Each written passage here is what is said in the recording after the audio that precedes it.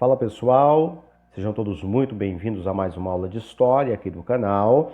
Professor Thales Rogério, e hoje nós estaremos falando sobre os fundamentos que trouxeram aí o processo de abertura política promovido ainda no governo militar e finalizaremos comentando sobre as diretas já, já dando entrada ao processo de redemocratização do Brasil. São assuntos extremamente importantes para a história do nosso querido Brasil e também é de suma importância para entender como que funciona o processo que marca, a uma nova Constituição, a chamada Constituição Cidadã de 1988. O processo de abertura tem aí como enfrentamento alguns desafios que os militares teriam aí que passar. É lógico que eles estavam promovendo uma abertura que era lenta e gradual, mas essa abertura política, econômica e social promovida pelos militares passaram por algumas situações aí que nós vamos tentar desmistificar, no andamento desse vídeo. No ano de 1980 e também no ano de 1981, diversos atos de terrorismo acabam sendo executados por cidadãos de extrema direita, dentre também fazia parte alguns militares da linha dura.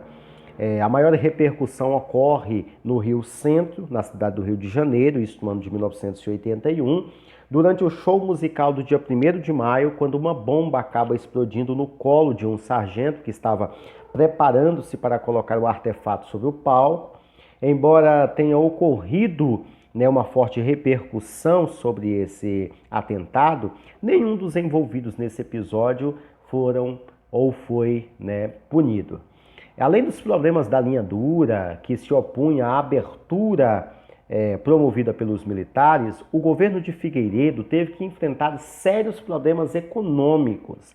Dentre esses problemas, no ano de 1973, o chamado milagre econômico brasileiro vinha dando sinais de esgotamento, e no ano de 1978, por exemplo, a inflação ela começa a chegar aí por volta de 40% ao ano.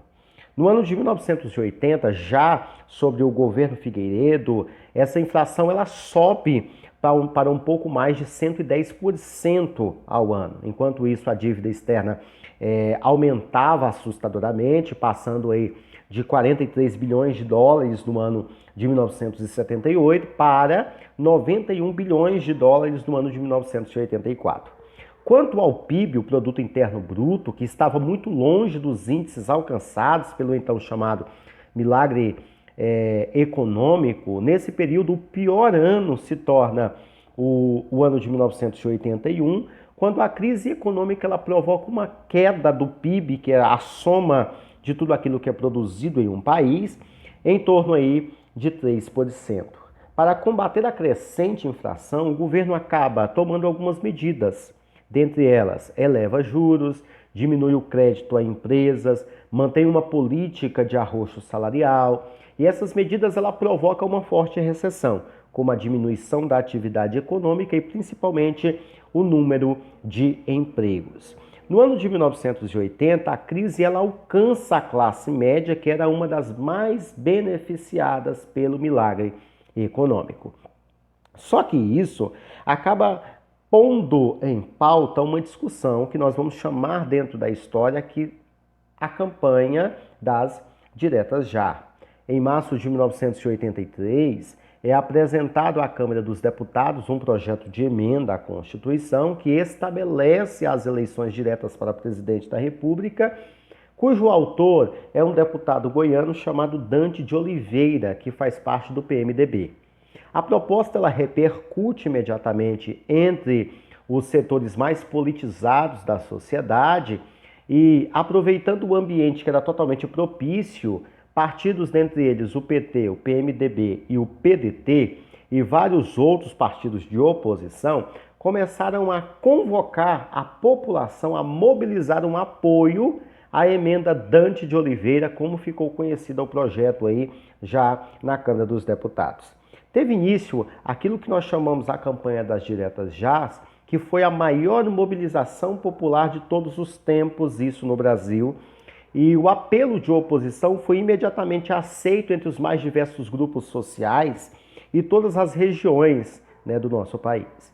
Durante meses que antecederam a votação da emenda Dante de Oliveira no Congresso Nacional, ocorreram uma série de manifestações gigantescas em todas as cidades brasileiras. A maior, né, manifestação ocorre em duas cidades, dentre elas o Rio de Janeiro, que acaba reunindo um pouco mais de 1 milhão de pessoas, e também na maior metrópole brasileira, o estado de São Paulo, que reúne ali também cerca de 1 milhão de pessoas participando dessa manifestação.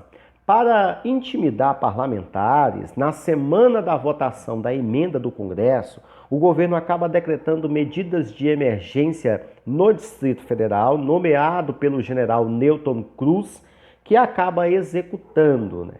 Em clima de terror, os governistas derrotaram a emenda, isso aí no dia 25 de abril do ano de 1984, né? E quando a emenda da campanha das diretas jás acaba sendo derrotada, a escolha do novo presidente se deu a modo da ditadura, né? De forma indireta pelo colégio eleitoral.